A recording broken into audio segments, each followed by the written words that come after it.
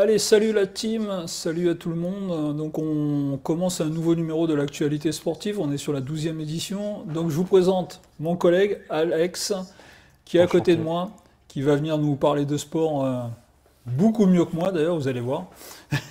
Donc aujourd'hui on va entamer des thèmes, on va parler de l'Open d'Australie qui s'est clôturé, on va parler du hand, on va parler football, hein, bien sûr, donc on va parler plus en détail de Marseille-Monaco, le match de vendredi soir, mais on va parler aussi de la Ligue 1, on va parler de la Coupe de France féminine qui s'est déroulée aussi ce week-end, on parlera un peu aussi info mercato que nous avons, donc vous voyez, on a plein de choses à voir ensemble. Allez, on est parti la team, c'est parti, go! Allez, on est parti la team avec l'Open d'Australie. Allez Alex, on te laisse démarrer avec l'Open d'Australie. Bonsoir à tous. Je suis très content car Novak Djokovic a remporté cet Open d'Australie alors qu'il avait été privé l'année dernière injustement de sa participation de l'année dernière. Ça a été visiblement un très bon match entre lui et Tsitsipas. Tsitsipas, ouais. Tsitsipas. Le deuxième set a été très chaud pour Novak, mais il a réussi à renverser la situation. Je suis content pour lui parce qu'il égale déjà deux grandes personnes comme Roger Federer et puis Rafael Nadal. Je pense que le prochain duel entre Rafael Nadal et puis Novak Djokovic pour Roland Garros va être très palpitant. Voilà de ce que je peux en dire concernant sa 22e victoire en Grand Chelem à l'Open d'Australie. C'est clair qu'il a fait un Open d'Australie super intéressant quand même, où il s'est comporté comme un leader, hein, comme le numéro 1 mondial pendant toute la compétition. Ouais. Il a fait 2 semaines de très très bon niveau, sachant qu'il était blessé quand même. C'est ce qui a valu son émotion à la fin de la finale. Il était blessé, même je crois que c'est au premier ou deuxième tour, on a cru à un éventuel abandon de sa part, hein, qu'il se plaignait de douleur. Donc le fait qu'il soit allé au bout, le fait qu'il batte en 3-7 Tsitsipas, malgré que ça finisse le second comme tu as dit Alex, ça a été serré, 7-6, et le troisième d'ailleurs aussi, hein, fini à 7-6. Mais il a été là, il gagne en 3-7, donc bravo Novak Djokovic, 22e titre du Grand Chelem. Exactement. Hein, on n'aurait jamais prédit qu'il aille en chercher 22 comme ça, quand même, à une époque. Hein, surtout avec les monstres qui étaient Rafael Nadal et Roger Federer. Donc félicitations à Novak Djokovic, bien sûr. Car vraiment, c'est un très très grand champion. Donc maintenant, on attend Roland Garros, c'est le prochain Grand Chelem. Ouais. Où Rafael Nadal reste quand même un monstre. Donc on peut peut-être avoir un Open de France, donc le Roland Garros. Très intéressant. Très intéressant pour éventuellement un 23e titre pour l'un ou pour l'autre. Donc vraiment, félicitations à eux. Pour revenir au titre du Grand Chelem, on imagine qu'un gars comme Andy Murray, il n'en a même pas 10. Donc ça veut dire que Novak Djokovic 22, Rafael Nadal 22, ça fait 44, plus Roger Federer, ça fait 64 Grand Chelem à eux 3. Donc c'est énorme. Et il y en a 4 par an. Voilà. Voilà. Donc ça prouve qu'il y a eu des monstres. Hein, il y a eu des monstres. Et même quand il y avait Andy Murray qui était numéro 4, être 5e, c'était déjà un très très bon résultat. Hein. Exactement. Ouais. Exactement. Donc, quand on était 5e derrière les 4, là, on était déjà content. Donc voilà, félicitations à Novak, vraiment, qui l'a mérité et qui a fait une belle compétition et un bel Open. Chez les femmes, tu connais le nom de la vainqueur, mon cher? Je connais pas du moins j'ai pas. C'est pas que je la connais pas, je connais la joueuse, mais je n'ai pas envie d'écorcher son prénom et son nom de famille. Mais ça a été aussi pour elle sa première victoire en Grand Chelem. Ouais. Et elle a fait un très très beau tournoi, voire même une très belle finale. Au-delà du fait qu'elle ait gagné, mais elle était menée 1-7-0. Elle a su renverser la situation. Et je suis vraiment contente pour elle. Si je retrace un peu le parcours de cette joueuse-là, je vais l'associer un peu à, comment ça s'appelle, à notre joueuse française, Caroline Garcia. Et c'est là que je me dis que quand je vois les deux finalistes, je me dis il y avait moyen pour Caroline de se hisser au moins en demi-finale. Mais malheureusement, ça n'a pas été le cas. Mais bravo à la finaliste et à la gagnante, parce que c'était aussi une très belle finale fille apparemment. Donc apparemment, de ce que le directeur de l'édition de cette année a été très content, que ce soit pour les femmes et les hommes, comment ça s'appelle, de l'audience qui a été très importante en termes de spectacle et en termes de spectateurs. Ça a été important et il faut le signaler. Ouais, donc alors le nom, je l'ai sous les yeux, hein. Donc c'est Sala Sabalenka qui a remporté donc l'Open d'Australie. Oui. Donc joueuse qui jouait avec les événements actuels, hein, qui est biélorusse, donc qui jouait sans couleur. Donc bravo, félicitations à elle. C'est vrai que la finale a été très très intéressante, hein, en 3-7. En plus en ayant perdu le premier set. Et comme tu disais Alex, c'est vrai que Caroline Garcia avait le statut de favorite d'ailleurs, hein, à un moment donné. Elle a lâché prise, comme elle a dit elle-même dans l'après-match, que la situation de favori elle a eu du mal à le gérer. Au niveau des émotions, elle a eu du mal à gérer. C'est ça, c'est ce qui était dommage, mais bon, voilà, félicitations. Franchement, là, côté féminin, c'est vachement ouvert actuellement. Et vous connaissez ma passion pour le sport féminin. Je suis content que le tennis féminin ne soit pas comme c'était à une époque avec Serena Williams qui gagnait tout. Maintenant, c'est vrai que c'est ouvert à d'autres joueuses. Et voilà, maintenant, il faut espérer que Caroline Garcia prenne un Open cette année, hein, prenne un grand chelem plutôt, excusez-moi. Donc, si ça pouvait être Roland Garros, ça serait sympa. Mais je pense qu'elle est plus forte, Caroline Garcia, quand c'est plus rapide. Donc, du genre Flushing Meadows, oui. Je pense que ça peut être plus intéressant pour elle. Je pense, voire même, comment ça s'appelle, Wimbledon. Ouais. Ouais, je pense que Wimbledon, ça peut être aussi une surface qui peut, par rapport à son jeu, je pense que ça peut être intéressant pour elle. Mais je pense qu'il va falloir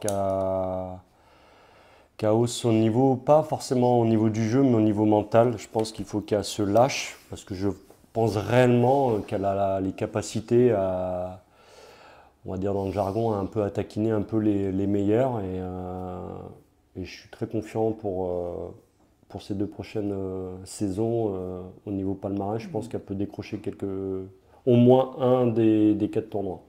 Ouais, bien sûr. Bon, on vient de faire le tour de l'Open d'Australie. J'espère qu'on a été complet. Donc on a rappelé les 2 vainqueurs. Donc on va passer à la suite. Donc on va passer à l'actualité hand avec notre belle équipe de France qui a fait honneur, qui aurait pu remporter un 7e titre mondial. Mais malheureusement, elle est tombée sur une équipe danoise très performante. Et quand je dis très performante, c'est peu dire, sachant qu'un des joueurs danois n'avait pas joué de la compétition et en une mi-temps a marqué 10 buts à l'équipe de France. Eh ben, bien. Donc c'est dommage parce que en quart de finale, notre deuxième gardien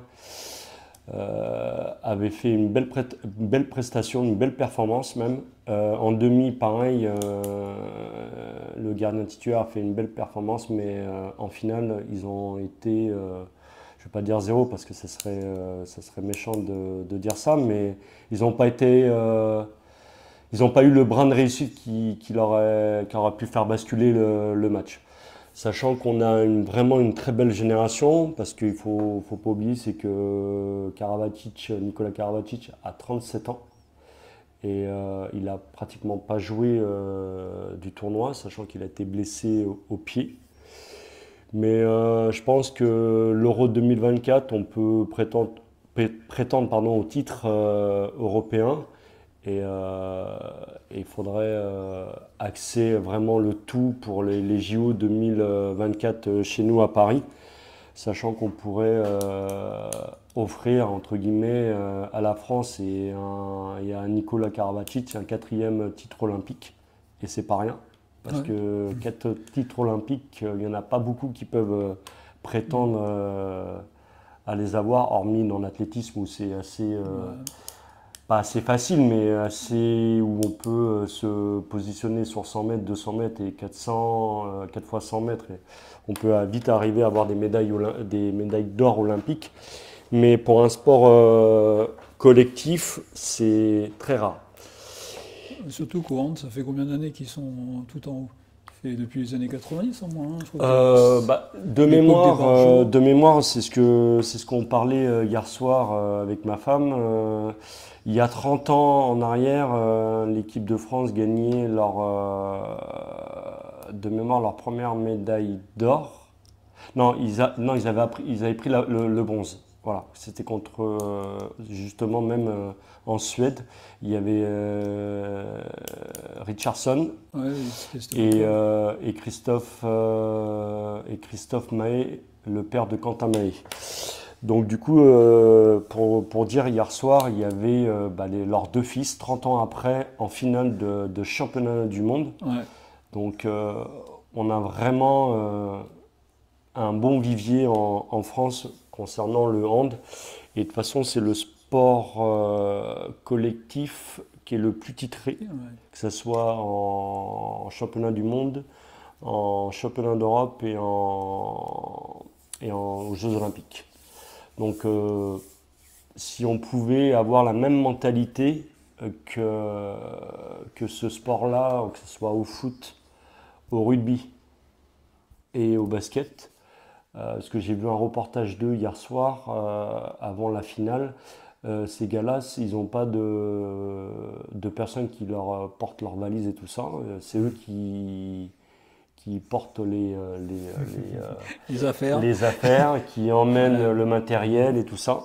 Donc, bravo à eux. Et malgré qu'ils n'ont pas réussi à décrocher la médaille d'or, mais c'est de bon augure pour les prochaines compétitions. Ouais, et avec le point d'or qui serait les JO de l'année prochaine à Paris. J'ai vu une interview de Nikola Karabatic ce matin, c'est ce qu'il dit. Il dit qu'il veut essayer de pousser jusqu'en 2024 pour les JO de Paris.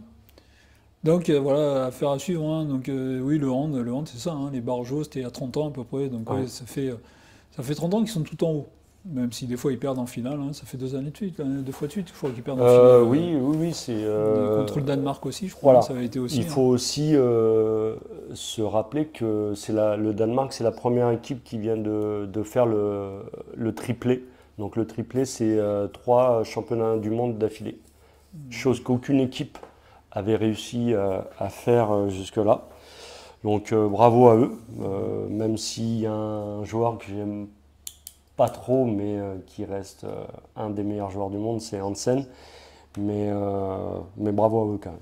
Hansen, c'est celui qui joue au PSG? Qui joue au Paris Saint-Germain, il jouait, il y est plus. Non, il y est plus, mais c'est pas quelqu'un que j'apprécie beaucoup si on veut comparer Hansen et puis Nikola Karabatic. En termes d'humilité, j'ai un peu de mal. Mais ça reste quand même après un très grand joueur et il faut reconnaître que le Danemark a été très très fort hier soir. Leur grand gardien a fait la différence à lui tout seul. Voilà. Ok. Donc voilà ce qu'on pouvait dire sur le championnat du monde de hand. Donc félicitations quand même aux Français, ils ont fait une grosse campagne. Hein. La seule défaite c'est contre le Danemark. Et le Danemark qui mérite son titre de champion du monde, de toute façon, hein, ils ne l'ont pas volé. Parce que quand même le score parle un peu. Ils ont mené tout le match. Hein, Ils ont mené tout le match et comme je disais précédemment, l'équipe de France a manqué juste un petit brin de réussite, un petit arrêt, une petite balle volée. Et on était revenu à -1. On avait la balle pour passer. Même à un moment, on aurait pu passer devant. Ça aurait été la première fois du match, mais voilà, ça ne l'a pas fait. Puis on ne va pas refaire le match. Hein. Le match, il a été validé et bien validé. Et ils méritent amplement leur 3e titre mondial d'affilée. Ok, allez, on passe à la suite. Allez, c'est parti. Allez, on va parler foot maintenant. On va parler foot, donc on va faire très très simple. On va parler de la Ligue 1 et après on va surtout détailler un match.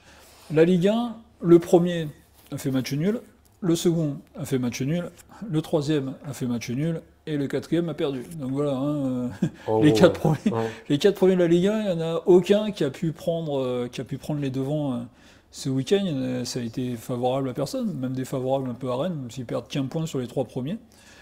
Voilà, donc après, bon, on vous laisse voir les résultats qui vont s'afficher. On a Lyon qui est allé gagner à Ajaccio avec une fin de match un peu houleuse. Ouais. Donc c'est qu'on en a tous vu. Je suis content, moi, à titre personnel, victoire de Montpellier 2-0 contre Auxerre. Voilà, hein, ça faisait longtemps, Montpellier en avait besoin là, depuis la reprise du championnat post-Coupe du Monde. Il n'y avait pas eu de victoire, donc là c'est 3 points pris et très très important pour la suite. Donc là, on va revenir avec Alex un peu plus en détail sur le match entre l'Olympique de Marseille et l'AS Monaco, qui s'est déroulé donc samedi soir. Donc Marseille qui recevait au Vélodrome Monaco. Donc je vais laisser Alex nous détailler un peu plus ce match. Bah, de ce que j'ai lu et vu, ça a été un match assez intense. Il y a eu Monaco qui a fait un très grand pressing dans le premier quart d'heure. Et bon, malgré que c'est un Marseillais qui a marqué un but contre son camp, Marseille a su réagir avec les caractéristiques qu'on les connaît, malgré que de ce que j'ai vu et lu aussi, il y a eu un penalty non sifflé en faveur de Marseille. Donc on a un réel problème, je pense, en France avec les arbitres concernant la parité au niveau de la façon dont c'est arbitré. Mais après, ça reste juste mon avis personnel, malgré que je sois pro-marseillais, je reste malgré tout objectif, que ce soit pour Lyon, Marseille, Monaco ou Paris, quand là, il y a un penalty, il y a un penalty, et voilà, quand il n'y a pas de penalty, il n'y a pas de penalty, mais je pense qu'il y a matière à revoir pour la saison prochaine, d'améliorer vraiment ce côté-là, parce que ça reste, quoi qu'il arrive, des professionnels du jeu, et qu'on puisse mettre en place le système du micro pour qu'on puisse écouter les échanges qu'il y a. Parce que quand je vois comment ça se passe, alors après ça reste qu'une question de mentalité, mais quand je vois ce qui se passe, ce qui se fait au rugby, il n'y en a pas un qui bronche, quoi. Et pourtant, il y a quand même des Golgoth. Hein, Bon, ça commence. Hein. Le rugby, on reste dans l'imaginaire du rugby où ils acceptent tout, les joueurs. Pour être allé voir un match il y a quelque temps, c'était Montpellier, Stade Français à Montpellier. Ça devient professionnel. Ça devient professionnel, donc les décisions de l'arbitre sont toujours respectées parce qu'elles sont expliquées. Mais c'est vrai que les joueurs, ils commencent des fois à montrer un peu leur mécontentement. Mais vu qu'ils savent que l'arbitre a un micro, il n'y a pas de mots comme on peut avoir au foot, où ils savent qu'il n'y a pas de micro, les joueurs savent qu'il n'y a pas de micro. Donc c'est vrai que le foot actuellement, hein, ils sont un peu en retard par rapport à ça, parce que je suis même allé voir un match de basket professionnel il n'y a pas longtemps, hein, et toute décision d'arbitre est expliquée. C'est ça c'est ça qui est un bon point, c'est que on sait pourquoi l'arbitre a sifflé faute au basket, hein, ça va très très vite, c'est expliqué pourquoi il a sifflé faute. Au rugby, bon, l'arbitre a le micro, et au foot, c'est vrai qu'on est dans un monde où c'est qu'on veut rester, où c'est que non, il ne faut pas qu'on entende ce que disent les arbitres. C'est dommage. Oui, c'est dommage parce que je pense que l'arbitre, il fait, à mon sens, carrément partie du jeu. Hein. Ouais, C'est ouais. lui qui génère le tout. Et en plus, il a une certaine une responsabilité. Alors, c'est vrai que un penalty non sifflé, ça peut à la fin du championnat, au niveau du classement, ça peut compter. Mais bon, après, on nous dit toujours qu'il y a un équilibre qui est fait le long de l'année, mais l'équilibre, c'est pas en fonction de telle et telle équipe contre telle et telle équipe. C'est s'il y a penalty, il y a penalty. S'il n'y a pas de penalty, il n'y a pas de penalty. Sachant qu'en plus, de mémoire, ils ont toujours la VAR. Oui, il y a toujours la VAR. Oui, elle a servi à Donc, expulser Marco Verratti hier. D'accord, oui. En plus, il venait de rentrer, Il venait de rentrer, il est ouais. ressorti aussi sec. Voilà. Ouais, d'accord. Bon, il avait peut-être besoin d'aller. Un tacle mal maîtrisé, l'arbitre donne un carton jaune et puis la VAR rappelle l'arbitre en disant que ça mérite un carton rouge, donc il a eu le carton rouge par l'intermédiaire de la VAR. Donc oui, il y a toujours la VAR. D'accord, ok. La VAR est toujours présente. Non, mais après, voilà, pour revenir au match Marseille-Monaco. Après, bon, sur l'ensemble, ça s'équilibre, hein. Les deux équipes ont eu un temps fort chacun. Bon, voilà, ça finit par un match nul. Marseille ne perd pas de terrain concernant Lens et Paris. Et après, on va parler de Lens et de Paris. C'est sûr que si on va prendre Paris maquette un petit Ouais. peu concernant leur fond de jeu. Sur le papier, ils ont une très très très belle équipe, mais quand je vois que les trois attaquants ne défendent pas, c'est un peu. Sachant que c'est eux qui doivent représenter le football français au niveau européen. Mais d'un côté, je me dis, quand je vois aussi les résultats du Bayern de Munich, bon, je me dis que ça va peut-être s'équilibrer aussi un petit peu. Ouais, à un moment donné. Non, c'est vrai que le PSG, j'ai fait une vidéo il y a quelques temps en parlant du PSG. Le PSG, en voulant associer des poignées en or, à un moment donné, il y a quelque chose qui ne peut plus aller. Donc on l'a vu dans la première partie de la saison, certains joueurs avaient la Coupe du Monde en tête, ils se préparaient pour la Coupe du Monde. Là maintenant la Coupe du Monde est finie, Mm. il y a moins à prouver. Donc les efforts qu'ils faisaient au départ, ils ne les font plus. Hier, ça a été un constat qui a été alarmant sur le match du PSG. Donc on sait qu'en Ligue des Champions, ils vont se réveiller. En Ligue des Champions, ils ne seront pas comme ils sont en championnat, mais s'ils veulent continuer à disputer la Ligue des Champions, il faut passer par le championnat. Et oui. Et là, ils avaient, comme c'était le dernier match en plus, ils savaient tous les résultats des autres. Donc ils savaient qu'une victoire au Parc des Princes leur ferait du bien. Ouais. Et bon, ils menaient 1-0, mais c'était pas mérité. Et l'égalisation de Reims n'est pas volée, même si elle est à la 95e minute, même si elle est sur une erreur de la défense. Mais ils ne l'ont pas volée. Ça aurait été une victoire de Paris Saint-Germain, ça aurait été immérité. Là, le match est nul pour Reims, c'est pas volé. Voilà, après, le PSG, ça fait des années que c'est comme ça. Donc, tant qu'ils ne comprendront pas. Mais ça, on va pas refaire le monde, on va pas le dire à chaque fois que le PSG, vis-à-vis de ça, il y a un vrai problème. Bon, que voulez-vous, hein?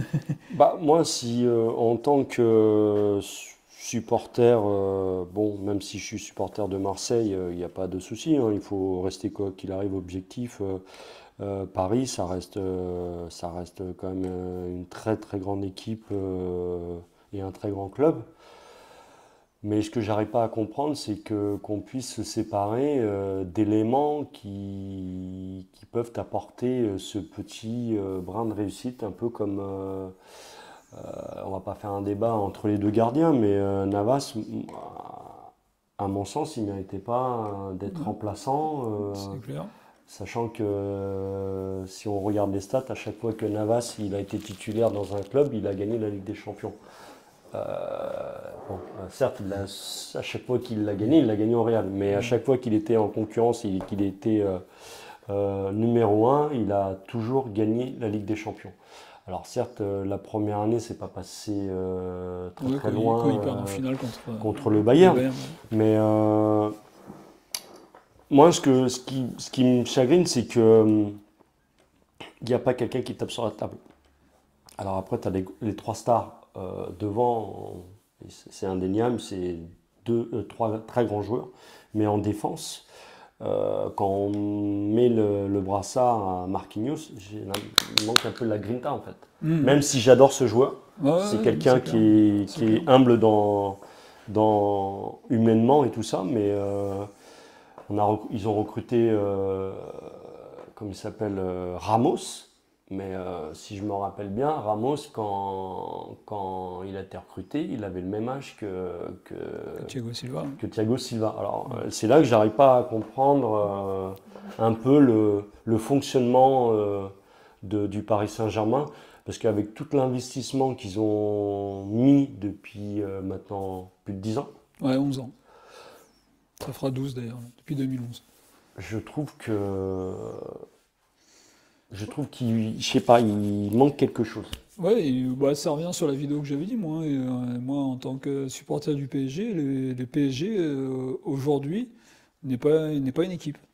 C'est pas une équipe. Quand vous regardez les équipes qui gagnent les Ligues des Champions, bah, c'est des vraies équipes. L'an dernier, le Real de Madrid, contre Paris, bah, ils ont bougé en équipe. Contre Chelsea, ils ont bougé en équipe. Contre Manchester City, ils ont bougé en équipe. Mm. Ils ont été vraiment très très forts. Quand on regarde Liverpool, quand ils gagnent leur Ligue des Champions, c'était pareil. Le Paris Saint-Germain, tant qu'ils n'arriveront pas à faire ça, et je crois qu'en France, on a un exemple qui nous montre ça, c'est Lens. Lens Ah oui. qui n'est pas une équipe avec des joueurs de premier plan. Hein. Je ne dis pas des bons joueurs ou non, des joueurs des stars. Et il n'y a pas Fofana. C'est quoi Fofana? Alors on va parler du foot féminin, où, comme je vous ai dit, hein, vous connaissez mon attachement au foot féminin. Donc on était sur la Coupe de France ce week-end, on était sur les huitièmes de finale, pas de surprise, hein, que des résultats. Alors, bon, avec le foot féminin, les surprises, ça arrive très très peu. Le PSG s'impose contre Dijon, 2-0, Diani, 2 buts. Lyon qui s'impose contre Montpellier à domicile, excusez-moi, 2-0 aussi. Après on a Bordeaux qui s'impose. On a Fleury. Fleury, franchement, j'aimerais bien qu'il fasse quelque chose. Cette année, Fleury, là, qui est quatrième actuellement du championnat de France, qui a accroché le PSG. Là, dernièrement, ils ont fait un 4-4 Oui. Et à c'est Courtrai. un très beau match, très tendu même, parce que j'ai vu les images, même si on dit que le monde, quoi, du moins le monde féminin au niveau du foot, c'est plus technique et tout ça, mais dans ce match-là, ça s'est rentré, comme on dit, Ouais, c'est rentré dedans. Hein, ça s'est rentré dedans, ouais. ouais, ils ont été accrocheuses. Ils étaient menés 4-2, ils sont revenus à 4-4. Donc c'est un très bon point là qu'on les retrouve en quart de finale. On a Nantes aussi, Nantes qui jouait contre Cannes. Bon, Cannes, c'est une R1, ils sont qualifiés assez facilement, mais Nantes, le Stade de Reims aussi, qui a battu Soyo. Et on a l'OM qui s'est imposé contre Guingamp, donc club de deuxième division, l'OM qui s'est imposé au tir au but contre Guingamp. D'accord. Donc quart de finale, on retrouve des beaux noms quand même. Hein. On retrouve le PSG, on retrouve Lyon, on retrouve Marseille, on retrouve les Girondins de Bordeaux, on retrouve Nantes. Le tirage a déjà... Non, non, pas encore. Pas encore? Pas encore. Parce que ça serait bien que ça fasse comme les garçons. OMP. Ouais, là c'est déséquilibré. Là, c'est pas comme les garçons, ça serait déséquilibré. C'est les derniers temps, quand Marseille était en première division, ils mangeaient quand même contre Paris. Ouais. C'était quand même pas, c'est pas du tout le même. Il y a moins d'investissement au foot féminin à Marseille. Hein, C'est dommage. que le PSG. Ouais. Ouais, c'est dommage parce que ça reste quand même des grandes plateformes au niveau footballistique. Que ce soit Paris, Marseille, Lyon. Bon, Lyon, on sait tous que c'est encore, Ouais, c'est vraiment très très fort. Là, c'est Lyon. encore un cran au-dessus, mais encore il faut féliciter encore tous ces présidents de clubs, que ce soit Jean-Michel Aulas ou Le précurseur, hein, Louis Nicolin. ouais, et Louis Ducolin, paix à son âme, qui est plus parmi nous, mais voilà, tous ces gens-là ont fait ce que le foot féminin est actuellement très beau à regarder, et c'est dommage parce que pour l'équipe de France, il manque encore ce petit brin de réussite pour gagner un premier titre majeur. C'est ce que je dis dans une vidéo. Aujourd'hui, le foot féminin français qui est un peu en déclin par rapport au football anglais et espagnol. Le football anglais qui est dans une progression énorme. Et l'équipe de France, on est à peu près à la période des années 90 entre Marseille et PSG dans le foot masculin. D'accord. Là, on est entre Lyon et PSG qui sont les deux grosses équipes. Donc c'est ce qui représente l'ossature de l'équipe de France. Ouais. Et à l'intérieur, on ne peut pas dire que... on a vu que Corinne Diacre a été obligée de se séparer quand même de Ginny Le Sommer, qui est une des meilleures buteuses françaises en activité. J'aurais une question à te poser, Et toi qui Amandine Henry. suis du moins le foot féminin un peu plus que moi, mais je trouve que par exemple par rapport à ça, je trouve que la sélectionneuse, elle a manqué un peu d'humanisme par rapport au nom que tu as cité. Non, moi je pense que pour le bien du groupe, il fallait faire quelque chose. Il y avait les Lyonnaises et par l'intermédiaire de Jean-Michel Aulas pendant la Coupe du Monde en 2019. ils intervenaient trop, ils parlaient trop. D'accord. Alors, ce sont des grandes choses. On se souvient que Aimé Jacquet, pour le titre de champion du monde 98, avait été obligé de se séparer d'Eric Cantona, David Ginola. Ouais, mais si on retrace l'histoire par rapport à ça, comme il s'appelle Eric Cantona, j'ai revu une vidéo il n'y a pas longtemps d'Henri Émile qui disait comment il s'appelle, Aimé Jacquet avait été en Angleterre et Eric Cantona a fait poireauter quand même Aimé Jacquet Ouais, pendant 3 heures. après, il y avait peut-être des choses. Ouais. Bon, après, qu'il n'ait pas voulu jouer en pointe, je trouve ça dommageable parce que Ouais, il y avait la place. Ouais. il y avait largement Ouais, la place. avec Alors Villach, après, on va pas en refaire, on a été oui, champion oui, du monde oui. et ça a donné raison à Aimé Jacquet. Mais c'est sûr que je pense qu'en 98, il n'y a pas de regret. Moi, je pense que s'il y avait eu à avoir des regrets, c'était en 96. Ouais, Où on aurait dû emmener Ginola et Cantona. et Eric Cantona. Je pense que. Alors, est-ce qu'on aurait gagné le championnat d'Europe? On l'aurait pas su. Et du coup, est-ce qu'on aura gagné après le championnat du monde Du monde, après, derrière, bon, on l'a gagné quoi qu'il arrive, cette étoile-là. Et puis Aimé Jacquet, on peut le mettre vraiment haut de Ouais. l'affiche parce qu'il a constitué un groupe Ouais. très solide. Et puis bon, bah, ça lui a donné raison. Là, en revenant sur l'équipe féminine, là, donc on a la Coupe du Monde là, qui arrive, qui va se dérouler en Australie et en Nouvelle-Zélande, conjointement dans les deux pays. Donc le problème actuellement, l'équipe de France, et ce qui nous a fait perdre l'Euro l'an dernier, c'est Marie-Antoinette Katoto qui s'est blessée, qui est une avant-centre de classe mondiale. Donc elle s'était blessée au tout début de la compétition. Ouais. Donc on voit, d'ailleurs le PSG à l'heure actuelle, hein, ils ont du mal à tuer les matchs parce qu'il leur manque leur avant-centre. Et l'équipe de France, c'était un peu la même chose. Donc est-ce qu'elle va retrouver ses moyens pour la Coupe du Monde? Ça, c'est là, t'es avec moi, on doit revenir à la compétition au mois de mars. Je me rappelle plus, sa blessure, c'est quoi? C'est le genou? Genou, Ouais, genou. les Ah ouais, ligaments donc croisés. ouais, bah, généralement c'est un an. Ouais. C'est au moins la convalescence. Ouais. Donc là, je sais qu'elle était au Qatar, à l'Institut Aspire, là, pour sa, Pour sa rééducation. pour sa rééducation. Donc il faut espérer qu'elle soit. Mais on sait que quand on a des longues blessures comme ça, on revient, on est bien, et puis après il y a un coup de mou. Donc je pense que la Coupe du Monde 2023, ça risque d'être chaud pour elle. Déjà qu'elle a loupé la 2019. Bon, après, elle est jeune, hein, elle a que 24 ans, donc elle peut encore en faire une derrière, mais c'est dommage parce que l'équipe de France, il va sans doute lui manquer une avant-centre, l'avant-centre de classe mondiale qu'elle était avant sa blessure, parce que maintenant on va attendre qu'elle revienne de blessure, hein, on n'est jamais à l'abri de quoi que ce soit. Enfin voilà, donc on vient de faire le point sur le foot féminin français, la Coupe de France féminine. Allez, on va conclure donc cette 12e édition du score final. Alors même, vous vous en souvenez, c'est passé par tous les noms, maintenant c'est score final, c'est définitif. Alors Alex, quelles sont tes impressions, ton plaisir de parler du sport? Ben, Devant moi, une caméra. c'était ma première émission avec toi. J'adore ça, j'adore parler de sport en général, que ce soit le foot. Bon, j'adore le foot, mais j'adore le basket, j'adore le hand, j'adore le tennis, bon, la natation, l'athlétisme, tout ça. Tout ce qui est en rapport au sport, et ce que j'aimerais bien pour les prochaines émissions, c'est qu'on aille un peu plus dans la profondeur au niveau des actualités. Mais pour une première, pour moi, j'ai aimé. Et j'espère que pour vous qui allez regarder la vidéo un peu plus tard, vous avez aussi aimé nos échanges avec mon ami Pat. Donc voilà, ce fut un plaisir, on a encore parlé de l'actualité. Donc la team, on se retrouve encore pour les pronostics, hein, très très bientôt, là, le week-end prochain, on fera des pronostics, malgré que le week-end dernier a été très très très difficile, mais je pense que tous les pronostiqueurs du monde n'auraient pas pronostiqué les résultats qu'il y a eu. Hein. Non, je pense pas, non. La défaite 5-2 du Milan AC à domicile contre Sassuolo, fallait la donner, celle-là. Honnêtement. Comme celle qui a battu l'Arabie Saoudite, a battu l'Argentine. Celui qui a mis le score, Voilà, il est millionnaire. Alors aujourd'hui. C'est ça. Ouais, il y a eu des résultats sur ce week-end. On peut revenir sur Paris, Marseille, le Real de Madrid et le Bayern de Munich qui font des matchs nuls à domicile. C'est pareil, hein. Fallait les pronostiquer, donc ça a été un week-end très très compliqué, mais je pense que pour tout le monde ça a été compliqué. Je suis pas le seul pronostiqueur qui a eu des résultats pas bon, on peut le dire.